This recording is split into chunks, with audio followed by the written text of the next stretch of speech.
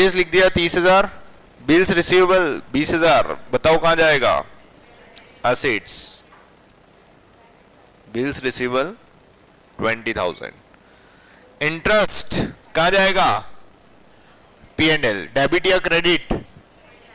Debit. ठीक है, देखो इंटरेस्ट हो गया, ठीक है, रेंट हो गया, कमीशन हो गया, ये कुछ ऐसी आइटम्स है जो डेबिट क्रेडिट दोनों तरफ आ सकती है। भाई इंटरेस्ट मिल भी सकता है, रिसीव भी हो सकता है, और इंटरेस्ट अलाउड भी हो सकता है। वैसे ही कमीशन रिसीव्ड हो सकता है, कमीशन पेड हो सकता है, रेंट रिसीव हो सकता है, रेंट पेड हो सकता है। ठीक है, तो आपको क्वेश्चन में देखना है कि ट्रायल बैलेंस में उसका डेबिट बैलेंस दिया है या क्रेडिट बैलेंस दिया है। अगर डेबिट बैलेंस दिया है तो P&L के डेबिट में जाएगा, मतलब वो खर्चा है, और अगर क्रेडिट बैलेंस दिया है मतलब वो इनकम है, तो P&L के भी क्रेडिट में। तो ट्रायल बैलेंस में डेबिट में लिखा है तो P&L के डेबिट, ट्रायल बैलेंस के क्रेडिट में लिखा है तो P&L में भी credit.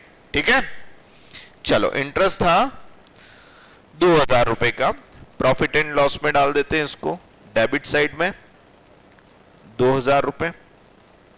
Then bad debts P&L में जाएगा 5,000 रुपए। रिपेयर्स भी P&L में 3,000 रुपए। Furniture assets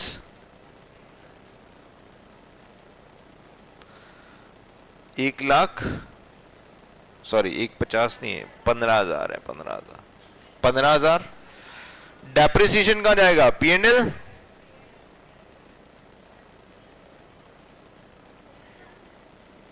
depreciation 10,000। Rent P&L के डेबिट में है ना बेटा, क्योंकि डेबिट बैलेंस है तो डेबिट में जाएगा 8,000। सैलरी भी P&L 20,000 रुपए।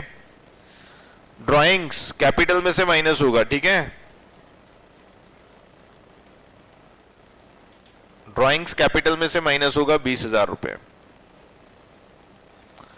परचेज, क्या क्वेश्चन में परचेज रिटर्न है? नहीं है। परचेज 1,00,000 है क्या? ऑफिस एक्सपेंसेस P&L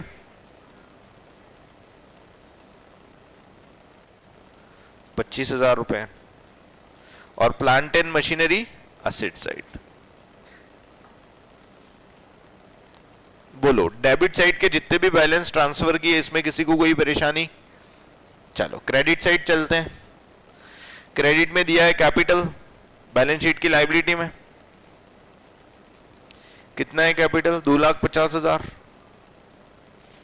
उसके बाद इंटरेस्ट देखो क्रेडिट साइड में दिया है, ठीक है, तो क्रेडिट वाला इंटरेस्ट P&L के क्रेडिट में आएगा, ध्यान रखना, क्योंकि क्रेडिट वाला इंटरेस्ट हमारी इनकम है, इंटरेस्ट रिसीव्ड है वो बेटा। ठीक है, क्रेडिटर लायबिलिटी में, ड्राइंग कैपिटल में से माइनस होगा, creditors 70,000। Sales trading by sales, sales return है क्या? नहीं, 1,70,000 का सेल्स। बिल्स पेबल लायबिलिटी में, लायबिलिटी में लिख दो 40,000 रुपए। ठीक है, और क्लोजिंग स्टॉक कितना दिया है? 1,00,000, दो जगह जाएगा ये। क्लोजिंग स्टॉक 1,00,000, और ट्रेडिंग में आ जाएगा बाय क्लोजिंग स्टॉक 1,00,000। बस इतना ही तो करना था, हो गया था। फिर आंसर क्यों नहीं मैच हो रहा है, चेक करते हैं। चलो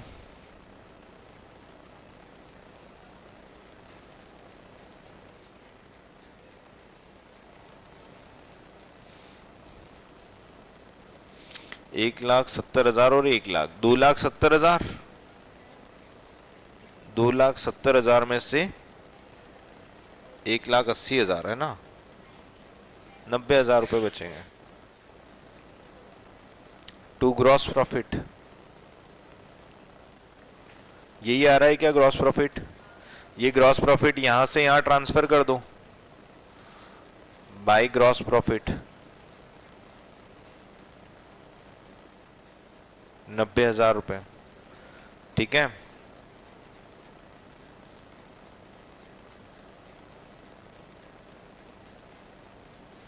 96,000। 96,000 में से सारे खर्चे माइनस करो बच्चों, नेट प्रॉफिट बताओ। 23,000। यही आ रहा है पक्का कि चेक करूं मैं? चलो बात मान लेते हैं तुम्हारी। नेट प्रॉफिट कैपिटल में ऐड कर दूं 23,000, 2,50,000, 2,53,000। हाँ, बैलेंस शीट मैच करो, हो रही है या नहीं? कहां गलती करी थी तो फिर?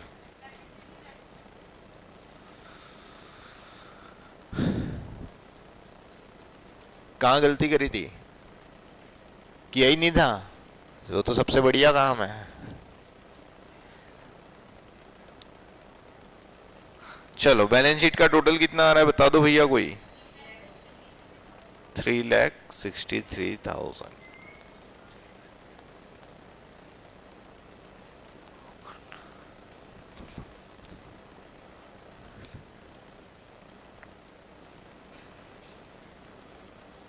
फैक्ट्री रेंट अगर दिया है तो ट्रेडिंग में जाएगा, सिर्फ रेंट लिखा है तो पीएनएल में जाएगा भैया।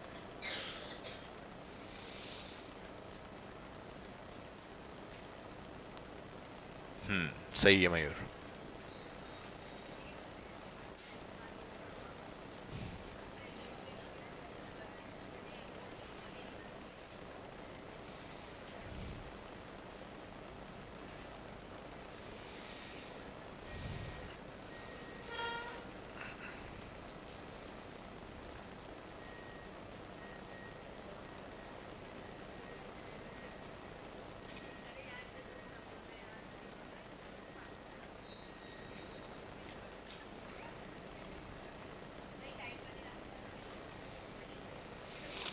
चलो बच्चों, क्वेश्चन नंबर 3 और 4 भी अपना यहां पे कंप्लीट होता है। ठीक है, किसी को नोट डाउन करना बचा है क्या?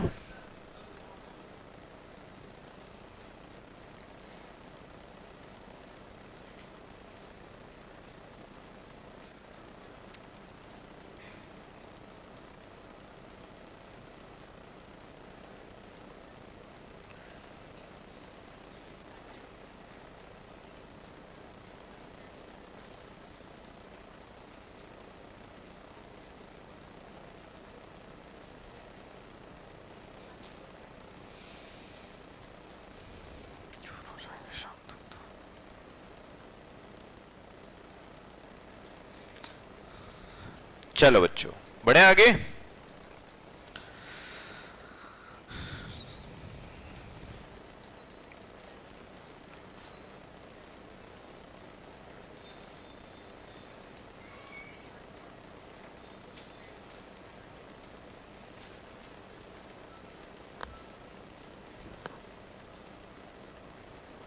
चलो भैया अब ध्यान देना, एडजस्टमेंट से स्टार्ट कर रहे हैं हम लोग। इंपॉर्टेंट है ये अपने लिए, एग्जाम में क्वेश्चन आएगा तो ऑब्वियसली विथ एडजस्टमेंट वाला ही आएगा।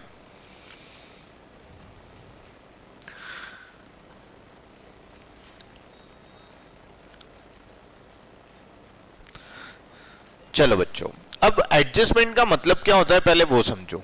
ठीक है, एडजस्टमेंट का मतलब होता है वो सारी चीजें जो हमें at the end of the year पता चलती है। समझ में आया? ऐसी सारी एंट्रीज जो हमें पता चलती है कब? At the end of the year. समझ में आया? जैसे मैं आपसे अगर बात करूं कि आपने माल बेचा था मोहन को, 1 जुलाई की एंट्री लेते हैं हम, सोल्ड गुड्स टू मोहन। ठीक है, ₹10,000। आपने मोहन को 10,000 रुपए का माल बेचा, आपने आपकी बुक्स में एंट्री पास करी, Mohan account debit to sales. कितने रुपए की एंट्री होगी? 10,000 की। ठीक है, Mohan account debit to sale क्यों हुआ? क्योंकि मोहन से मुझे पैसा लेना है, तो मोहन कौन है अब? मेरा डेटर। ठीक है, और मैंने माल बेचा, मेरे पास स्टॉक गया तो मैंने उसको क्रेडिट कर दिया और सेल्स अकाउंट क्रेडिट हुआ। ठीक है, चलो मोहन मेरी बुक्स में कौन है? मेरा डेटर है। ठीक है, अब मान लो ईयर एंड हो जाता है ना, और आप लोग आपका ट्रायल बैलेंस बनाते हो। ठीक है, तो ट्रायल बैलेंस में मोहन आपको दिखेगा कहां पर, डेटर्स पे। आपने ट्रायल बैलेंस बनाया, ठीक है, मोहन का लेजर क्लोज होगा, मोहन का बैलेंस कितना दिखेगा, 10,000 रुपए, है ना, क्योंकि मोहन के लेजर में आपने लिखा होगा 2 सेल्स, ठीक है, 10,000 रुपए, तो बाय बैलेंस सीडी निकला होगा कितना, 10,000। मोहन कौन हुआ हमारा, डेटर, ठीक है, तो सारे डेटर्स को मैंने ऐड किया तो मोहन भी उसमें ऐड रहेगा। अगर मैं यहाँ पे डेटर्स लिखता हूं तो मान लेता हूं मेरे 40,000 रुपए के डेटर थे और 10,000 रुपए का मोहन एक डेटर था, 40,000 के अदर डेटर थे और एक डेटर जो हमने अभी माल बेचा 10,000 का किसको, मोहन को, तो टोटल मेरे बुक्स में डेटर कितने दिखेंगे, 50,000, ठीक है। फिर इस ट्रायल बैलेंस से मैं क्या बनाऊंगा, ट्रेडिंग P&L और बैलेंस शीट। तो बताओ डेटर मेरा कहां जाएगा, बैलेंस शीट में। बैलेंस शीट की असेट साइड में मैं अपने डेटर्स लिख लूंगा कितने के, 50,000 के। क्या इस 50,000 रुपए में मोहन भी इंक्लूडेड है, हाँ है, कोई कंफ्यूजन इसमें, ठीक है। अब मान लो 1 दिसंबर को अगर आपको पता चल जाता कि मोहन पैसे देने वाला नहीं है और आपके सामने एंट्री होती amount due from Mohan is not recoverable. अगर आपको पता चलता है कि भाई मोहन से जो मुझे पैसा लेना है वो अब रिकवर नहीं हो पा रहा है, तो बताओ क्या आप 1 दिसंबर को बैड डेब्ट्स की एंट्री पास करते हैं। मेरी एंट्री बनती bad debts account debit to Mohan account, कितने रुपए के, 10,000 रुपए के, ठीक है। अब ये एंट्री पास करने की वजह से अगर मेरा मोहन का लेजर बना था तो मोहन के लेजर में मैंने 1 अप्रैल को कब माल बेचा था, 1 जुलाई को, 1 जुलाई को मैंने यहां पर एंट्री करी होगी क्या, 2 सेल्स, ठीक है, कितना रुपया, 10,000 रुपए। जब वो बैड डेब्ट नहीं हुआ था तो यही मेरे पास क्या निकल के आया था, बैलेंस सीडी, 10,000 रुपए यहीं से निकल के आया था।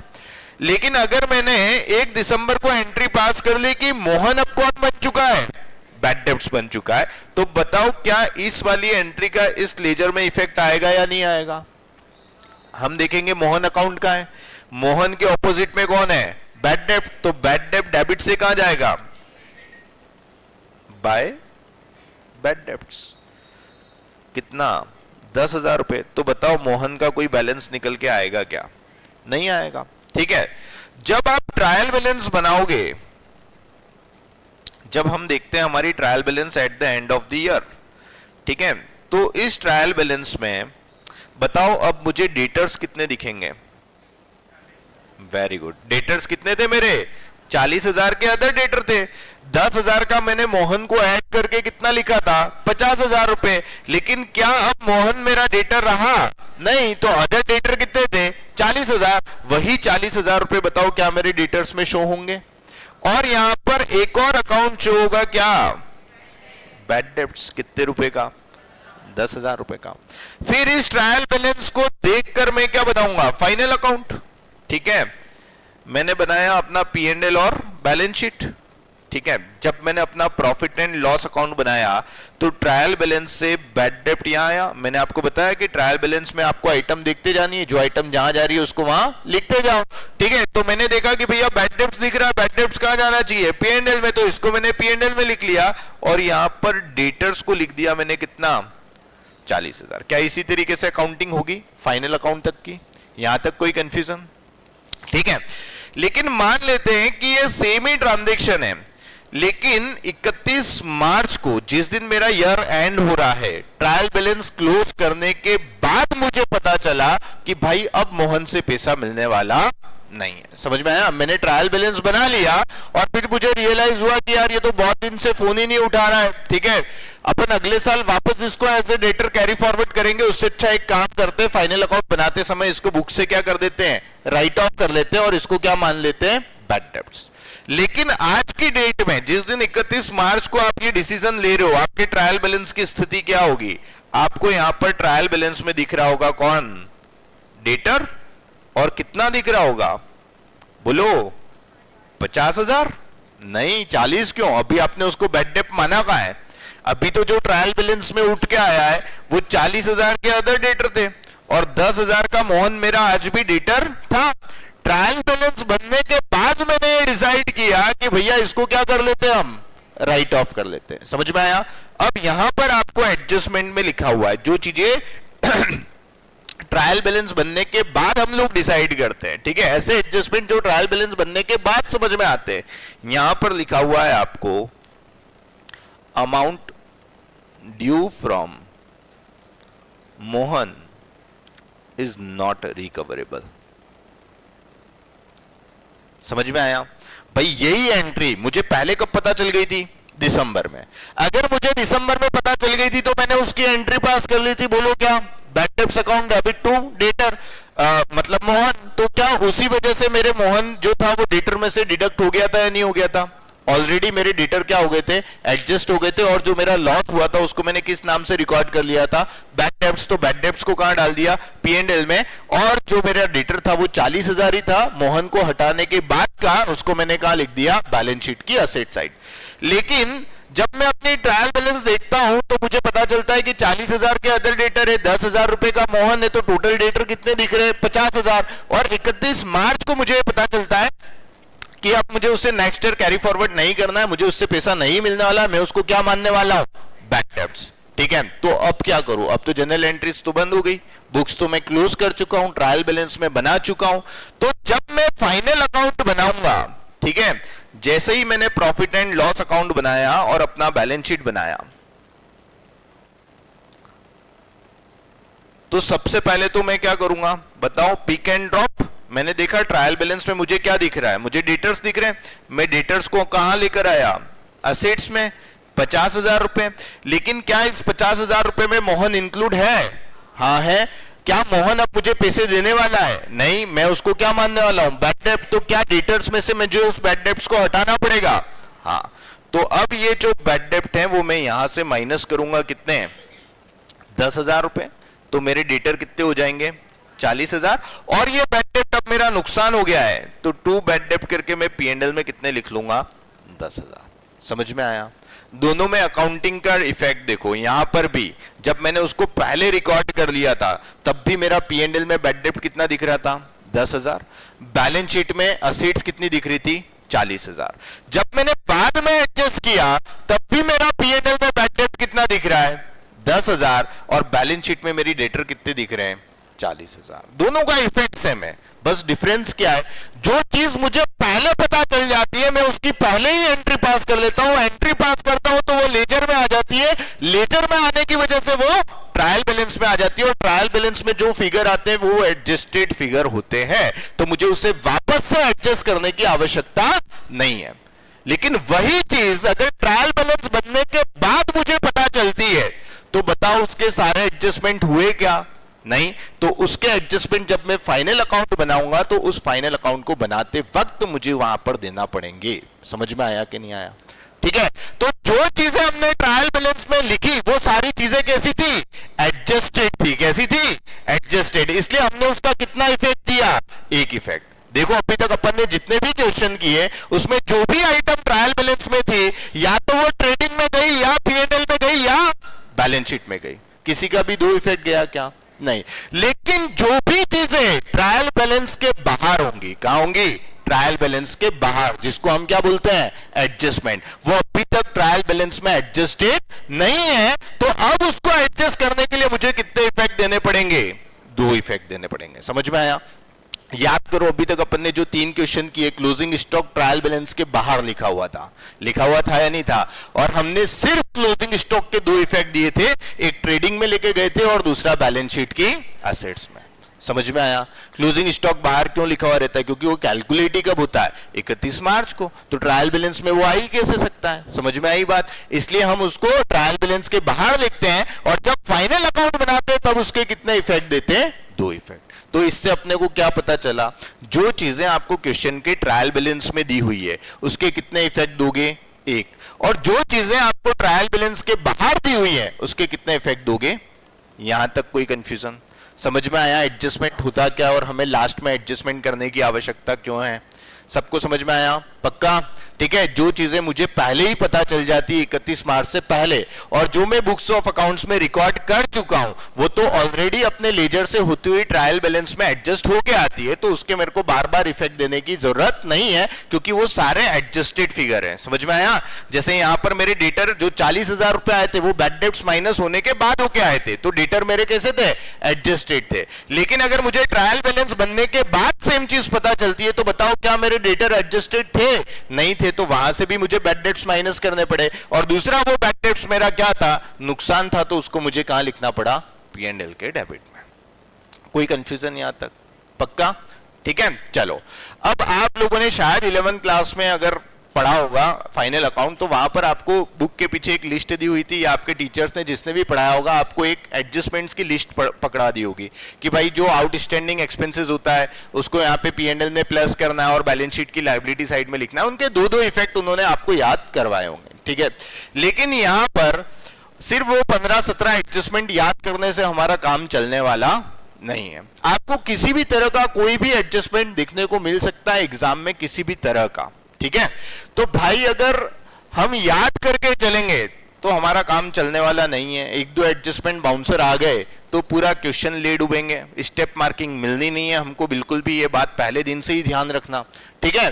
तो ऐसा ना हो कि हमारे कॉन्सेप्ट्स वीक हो और उस वजह से हम कोई गलती कर बैठे। तो एडजस्टमेंट याद नहीं करना, एडजस्टमेंट के कॉन्सेप्ट को समझना है कि कोई चीज वो प्लस करने का बोल रहे थे तो क्यों प्लस हो रही है, कोई माइनस करने का बोला था तो उन्होंने क्यों माइनस करी, ठीक है।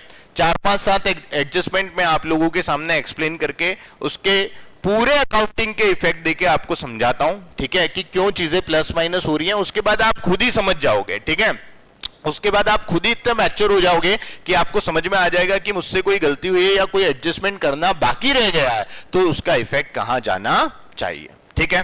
फाइनल अकाउंट में रेक्टिफिकेशन भी आ सकता है, ठीक है, कि भाई आपने फॉर एग्जांपल वेजेस दी थी फॉर बिल्डिंग के लिए वेजेस दी थी, बिल्डिंग बन रही थी उसकी, और आपने उसको वेजेस अकाउंट में लिख लिया, ठीक है, बल्कि होना कहां था? वो बिल्डिंग अकाउंट में, ठीक है। तो अब उसका कैसे एडजस्टमेंट करना है वो आपको पता होना चाहिए। कितना एडजस्टमेंट याद करवाऊंगा मैं अभी, और कितनी लिस्ट बना के दे दूंगा, उसके बाद भी कोई श्योरिटी तो है नहीं कि उसी में से आएगा। तो आपको कॉन्सेप्ट समझना पड़ेगा कि एडजस्टमेंट होता क्या है, उसको सही कैसे करना और उसका इफेक्ट कैसे देना है। समझ में आई बात? ठीक है। जैसे जो सबसे ज्यादा ट्रेंडिंग वाले एडजस्टमेंट है, पहले अपन उन्हीं की बात करते हैं। सबसे पहला एडजस्टमेंट लेते हैं हम, आउटस्टैंडिंग एक्सपेंसेस।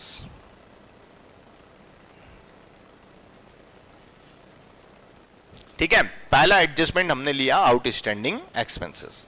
आउटस्टैंडिंग एक्सपेंसेस का मतलब क्या होता है बेटा, याद है कि नहीं? ऐसे खर्चे जिनकी सर्विसेज आपने यूज कर लिए लेकिन जिनका पेमेंट करना बाकी है, उन्हीं को हम आउटस्टैंडिंग एक्सपेंसेस बोलते थे। चलो एक एग्जांपल से चलते हैं हम लोग बेटा आगे। एक सेकंड, हाँ ये ऑनलाइन वाले क्या बोल रहे हैं? हाँ भाई,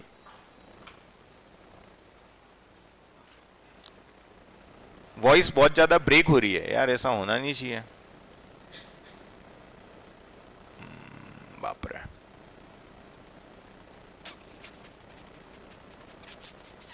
पूछता हूं। एक मिनट है ना बच्चों, एडजस्टमेंट चालू करने से पहले इनका सॉल्यूशन कर लें।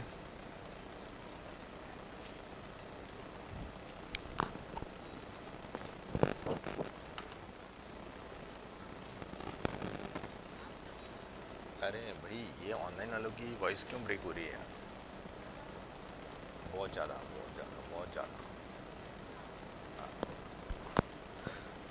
नहीं, मैं देखता हूँ उधर चैट में, ऐसा थोड़ी है कि देख नहीं रहा हूँ लेकिन क्या है कि जब कोई टॉपिक चालू होता है तो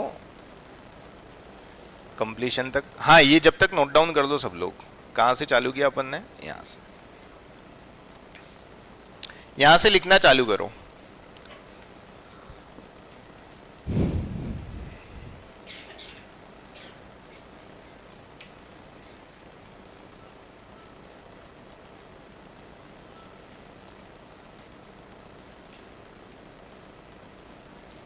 कोई बात नहीं, मत चिंता करो।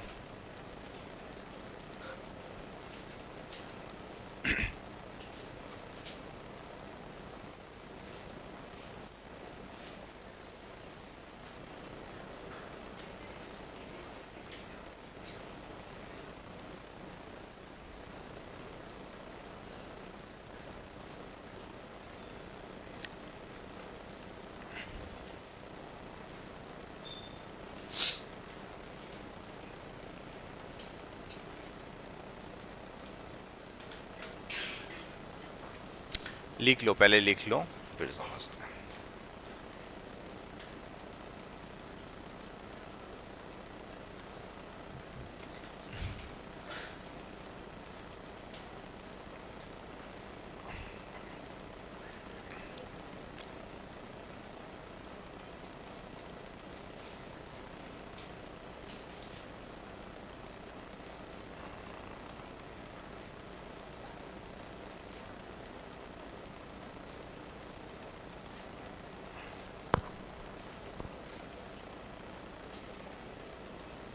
कर दूं स्क्रॉल?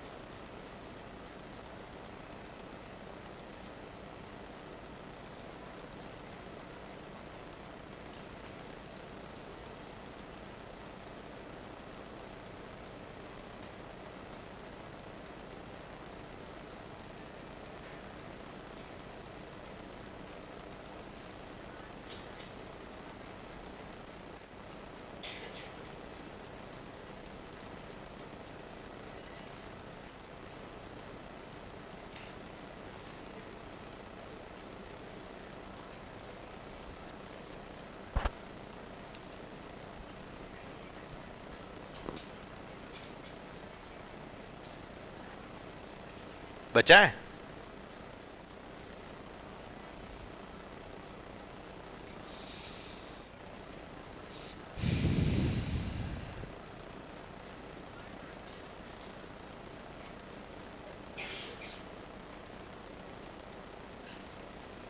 क्या यार,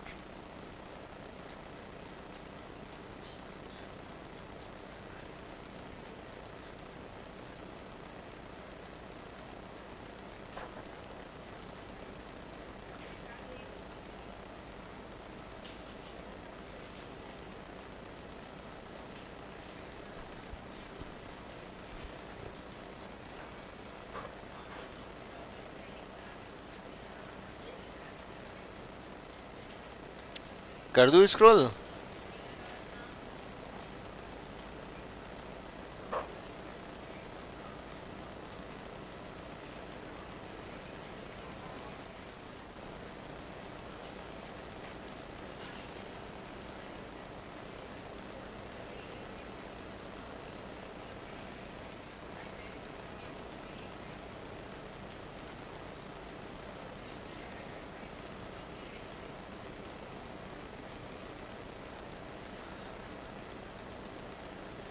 लिख ले बेटा, अभी लिख ले, फिर समझाता हूँ वापस। करते हैं, अभी नोट डाउन करते जाओ और जो पढ़ा रहा हूँ समझते जाओ, बाकी मैं समझाता हूँ वापस।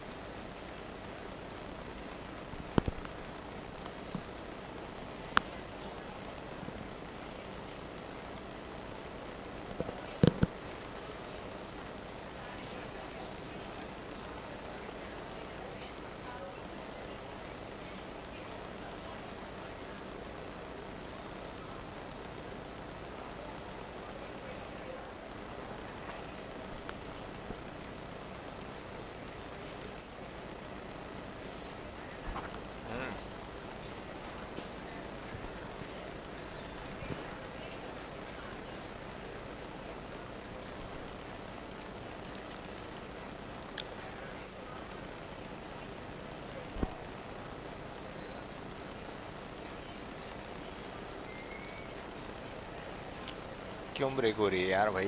पूरा कॉन्सेप्ट पढ़ा दिया और बाद में पता चला आवाज ही नहीं आ रही है।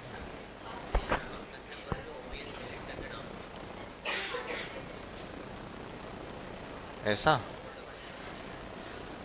अरे बाप रे, खत्म कर दे मेरी फिर। श्रेयांश सर की 11 बजे से कर ले तू वो काम। मेरी हुई नहीं है, 11 बजे तक की थी, लेकिन अब वो वापस से मेरे को स्टार्टिंग से पढ़ाना पड़ेगा। मैं रिकॉर्डेड है तो रिकॉर्डेड तो ऑनलाइन वालों को डाल देना एक बार यार। इसकी भले लिंक ही भेज देना इनको, अपलोड नहीं हो तो। कर दो बेटा स्क्रॉल।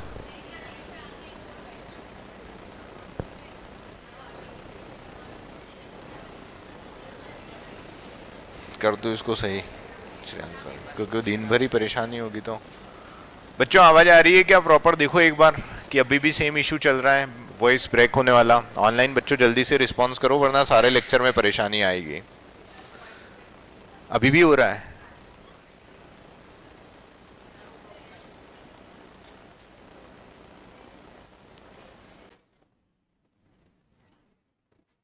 देखना बच्चे क्या बोल रहे हैं। स्क्रीन भी अटक रही है, अभी आ रही है।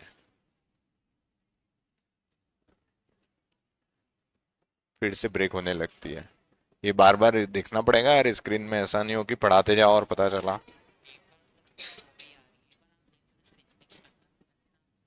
हाँ ठीक है, ठीक है।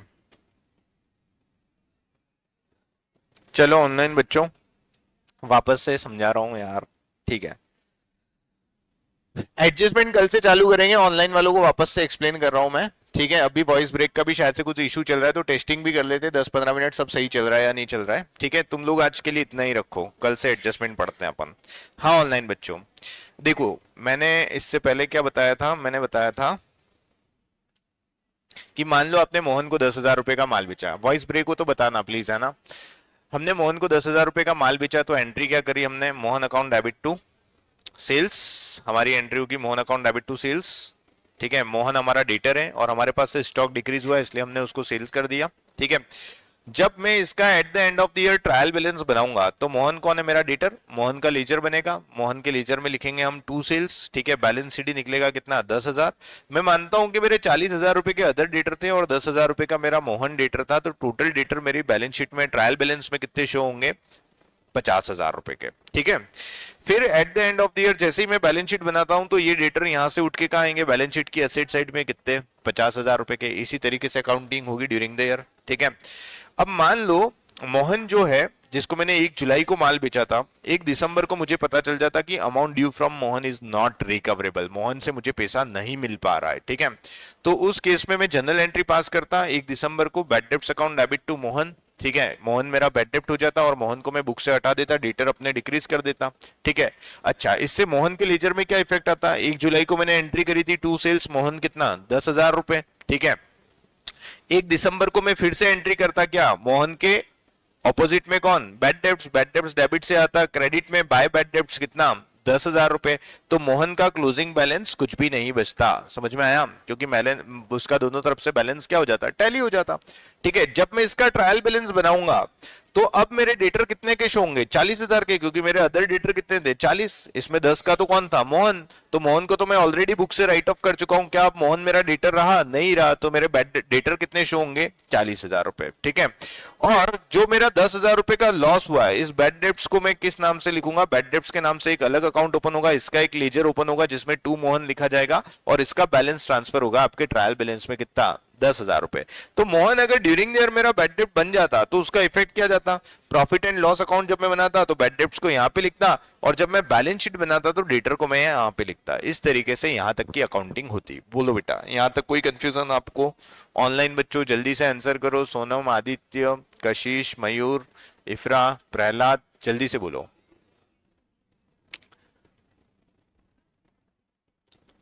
ठीक है, ठीक है बेटी। अब सुनो, अब मान लो 31 मार्च है, ठीक है। ये वाला केस मुझे अभी नहीं पता चला, 1 दिसंबर को मुझे नहीं पता चला कि मोहन मेरा बैड डेप्ट है, ठीक है।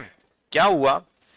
मेरा जो ट्रायल बैलेंस था वो शो कर रहा था कि मेरे डेटर कितने हैं, 40,000, जिसमें 10,000 रुपए का मोहन भी है, 50,000 रुपए के मेरे टोटल डेटर दिख रहे हैं, ठीक है। अब at the end of the year, जैसे ईयर एंड होता और अगर हम ये डिसाइड करते हैं कि यार मोहन साल भर से पैसा नहीं दे रहा है, अपन उसको नेक्स्ट ईयर क्यों कैरी फॉरवर्ड करें, अपन एक काम करते हैं, मोहन को क्या मान लेते हैं, at the end of the year bad debt मान के उसको राइट ऑफ कर लेते हैं, ठीक है। मतलब ये चीज मुझे कब पता चलती, 31 मार्च को आपको ये ऐसे ट्रायल बैलेंस के बाहर एडजस्टमेंट में लिखा हुआ होता, ठीक है। तो अब मेरी बुक्स तो क्लोज हो चुकी है, ठीक है भाई, मैं तो ट्रायल बैलेंस बना चुका हूं, तो अब मैं bad debts account debit to Mohan की एंट्री पास कर सकता हूं क्या, नहीं कर सकता, क्योंकि मोहन के बुक तो क्लोज हो गई, उसका लेजर क्लोज हो गया, उसका लेजर का बैलेंस मैंने कहा ट्रांसफर कर लिया, ट्रायल बैलेंस में ट्रांसफर कर दिया। तो जब अगर ऐसी कोई एडजस्टमेंट होती है जो मुझे पता चलती है at the end of the year, जिसका अभी तक ट्रायल बैलेंस में इफेक्ट नहीं दिया गया है, तो उसी को मैं बोलता हूं एडजस्टमेंट्स ऑफ फाइनल अकाउंट, ठीक है। अब मुझे पता चल रहा है 31 मार्च को कि मोहन मेरा बैड डेप्ट हो गया, तो अब यहां पर मैं इसको सीधा कैसे सॉल्व करूं, ठीक है।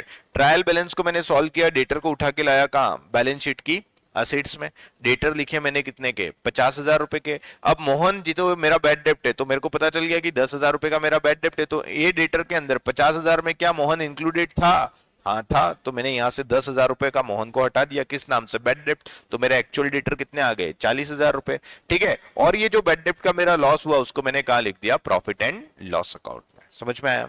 तो इन दोनों ही केसेस में अगर मुझे 1 दिसंबर को भी पता चल रहा था, तो देखो फाइनल अकाउंट में आखिरी इंपैक्ट क्या आ रहा था, बैड डेप्ट्स आ रहे थे पीएनएल में 10,000, बैलेंस शीट में डेटर आ रहे थे 40,000। अगर मैं बाद में एडजस्ट करता हूं तो भी मुझे फाइनल रिजल्ट क्या मिलता है, बैड डेट पीएनएल में आते हैं 10,000, बैलेंस शीट में असेट्स आती है, डेटर कितने आते हैं 40,000, ठीक है। तो फाइनल इंपैक्ट तो दोनों का सेम आता है, बस डिफरेंस क्या है, ये वाली चीज फाइनल अकाउंट बनने से पहले, मतलब बुक के क्लोज होने से पहले मुझे पता चल गई थी 1 दिसंबर को, तो पहले ही मैंने उसकी एंट्री पास कर ली, एंट्री पास करने की वजह से वो लीजर में आ गया, लीजर में आने की वजह से ट्रायल बैलेंस में आ गया, और ट्रायल बैलेंस में जो भी फिगर थे वो सारे एडजस्टेड फिगर थे। लेकिन अगर यही चीज मुझे at the end of the year पता चलती है 31 मार्च को, ठीक है, तो मैं सीधा फाइनल अकाउंट बनाते समय इसके डायरेक्ट एडजस्टमेंट करता हूं, ठीक है। तो ट्रायल बैलेंस में जो फिगर होते हैं वो फिगर एडजस्टेड होते हैं, वो ऑलरेडी एडजस्ट किए हुए हैं, उनमें वापस से कोई एडजस्टमेंट की जरूरत नहीं होती। लेकिन ट्रायल बैलेंस के बाहर जो एंट्रीज होती है उनके एडजस्टमेंट करने की आवश्यकता होती है। इसलिए जो चीजें ट्रायल बैलेंस के अंदर लिखी हुई होती हैं उनका हम एक इफेक्ट देते हैं। अभी तक हमने जो भी क्वेश्चन किए 1, 3 और 4, तो हमने उसके कितने इफेक्ट दिए, जो भी ट्रायल बैलेंस से उठा के ले गए उन सबके एक एक इफेक्ट दिए। लेकिन जो चीजें ट्रायल बैलेंस के बाहर आपको दी हुई रहती हैं, जो ट्रायल बैलेंस में नहीं है, वो एडजस्टेड नहीं होती है, तो उसके हम 2 इफेक्ट देते हैं। जैसे अभी तक हमने क्लोजिंग स्टॉक जो था ट्रायल बैलेंस के बाहर दिया था तीनों ही क्वेश्चन में हमको, तो हमने उसको एक तो ट्रेडिंग में लिखा था और दूसरा हमने उसको बैलेंस शीट की असेट साइड में लिखा था। तो एक सिंपल सा रूल कि जो चीजें ट्रायल बैलेंस में है उसका एक इफेक्ट, जो चीजें ट्रायल बैलेंस के बाहर है उसके 2 इफेक्ट, ठीक है। आज के लिए इतना ही डिस्कस किया था, और एडजस्टमेंट डिस्कस करूंगा, इस बात को भी अपन और आगे बढ़ाएंगे, लेकिन वो कल ही करेंगे। अभी तक अगर वॉइस और वीडियो अगर ब्रेक हुआ हो तो मुझे बताओ।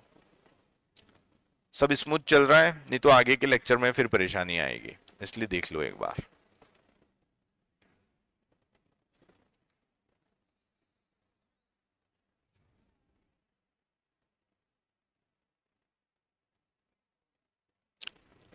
ठीक है बेटा, चलो तो फिर अपन समझते हैं इसको, कल आगे कंटिन्यू करते हैं, अभी आगे नहीं पढ़ा रहा हूं फिर मैं, है ना। ठीक है बच्चों, कल डिस्कस करते हैं अपन एडजस्टमेंट। अभी जो कॉन्सेप्ट समझाया था ये तो सबको समझ में आ गया था ना। ठीक है, एडजस्टमेंट क्या है बस अभी अपन ने वो समझा था। अब कौन कौन से एडजस्टमेंट होते हैं और उनके क्या क्या इफेक्ट होंगे, क्यों होंगे, वो अपन कल पढ़ते हैं, ठीक है।